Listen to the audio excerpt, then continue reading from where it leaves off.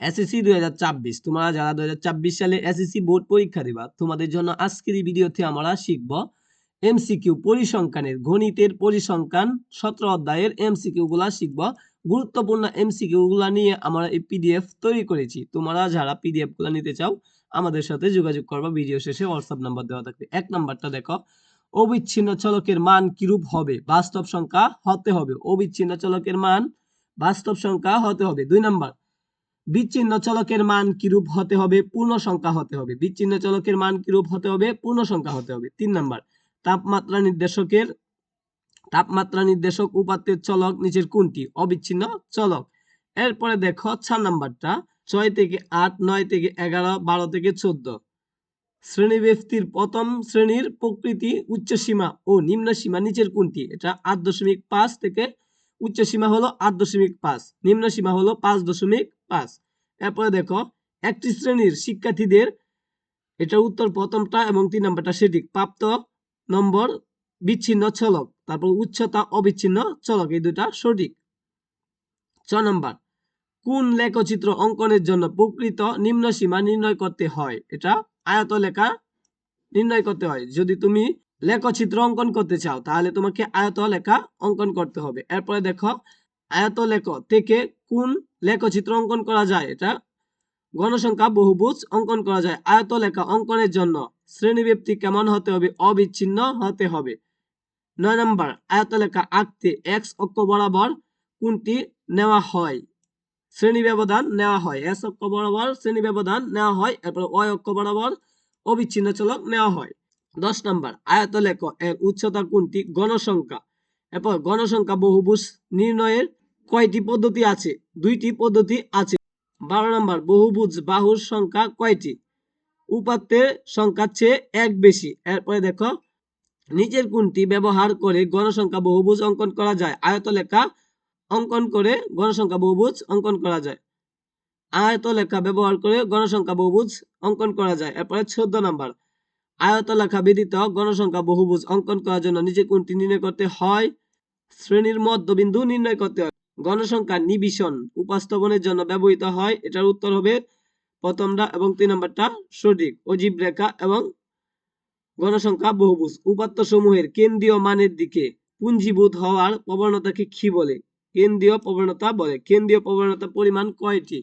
কেন্দ্রীয় প্রবণতা পরিমাণ 3টি। এরপরে যদি আমরা দেখি, এরপরে দেখব কোনটি উপাত্তের প্রতিনিধি করে?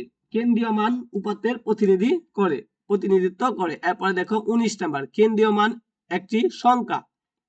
গাণিতিক গড় এখানে কে দ্বারা কি নির্ণয় করে?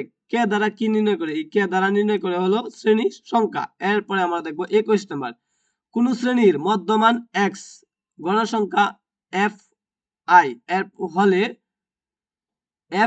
হলে গাণিতিক গড় নির্ণয়ের সূত্র নিচের কোনটি? গাণিতিক গড় নির্ণয়ের সূত্র হলো সমীকরণ fi(xi) ডিভাইডেড বাই fi।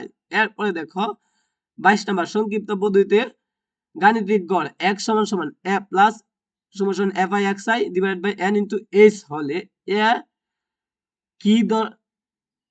কি নির্দেশ করে? অনুমানিক গড় নির্দেশ করে। তারপর 9 জন ছাত্রের প্রত্যেককে একটি নিরপেক্ষ ছক্কা নিক্ষেপ করলো যার ফলাফল নিম্নরূপ।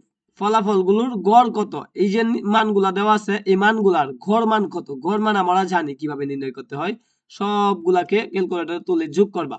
কইরা সংখ্যা কয়টা আছে? 1 2 3 4 টা।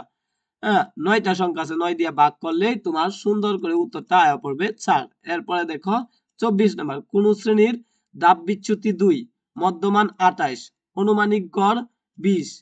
এই শ্রেণীর ব্যস্তি কত? ব্যস্তি হলো 26 থেকে 30। এরপরে দেখো 25 নাম্বার, কোন শ্রেণীর ধাপ বিচ্যুতি 2, অনুমানিক গড় 20। তারপরে শ্রেণী ব্যক্তি, শ্রেণী ব্যবধান কত? 8। শ্রেণী মধ্যমান কত? 28। শ্রেণী মধ্যমান কত? 28। এরপরে 1 থেকে 20 পর্যন্ত মৌলিক সংখ্যাগুলোর গড় কত? তো গড় নির্ণয় করতে হলে কি করতে হবে? আমাদের 1 থেকে 20 পর্যন্ত মৌলিক সংখ্যাগুলো প্রথমে লিখতে হবে। লিখে জয়টা সংখ্যা আছে অত দিয়ে ভাগ করলেই তোমার উত্তর পাইবা 9.625। এরপর দেখো সংক্ষিপ্ত পদ্ধতিতে গড়ের ক্ষেত্রে যদি a সমান 30 হয়, fi(xi) সমান 23 হয়, h সমান 5 হয়, n সমান 20 হয়, তবে x এর মান হবে 24.25 কেন্দ্রীয় প্রবণতা পরিমাণ। এই প্রথমটা, দ্বিতীয়টা এবং তৃতীয়টা সঠিক। গাণিতিক গড় নির্ণয় করতে হবে তোমাকে, এরপরে মধ্যক, এরপরে প্রচুরক, এই তিনটাই তোমাদের ভালো করে শিখতে হবে। এরপরে দেখো 29 নাম্বার, নিচের তত্ত্বগুলো লক্ষ্য করো। নিচের তত্ত্বগুলো কি করার জন্য বলছে? লক্ষ্য করার জন্য। তো লক্ষ্য করার পরে আমাদেরকে কি বলছে? উত্তর দেওয়ার জন্য। তো 1 নাম্বারটা এবং 3 নাম্বারটা সঠিক। এরপর 30 নাম্বার, এই মানটা এখানে দেওয়া আছে, তো এইখান থেকে তিনটা সঠিক। তো তিনটা সঠিক হইলো। তো আশা করি এখন তোমরা এইভাবে এমসিকিউ গুলা ভালো করে পড়বা। পরীক্ষার আগে প্রিপারেশন যদি এগুলা নিয়ে তোমরা দাও, তাহলে তোমরা বোর্ড পরীক্ষাতে ইনশাল্লাহ ভালো একটা মার্ক পাইবে। সকলকে ধন্যবাদ। পিডিএফ পেতে হলে আমাদের সাথে হোয়াটসঅ্যাপ গ্রুপে জয়েন হও।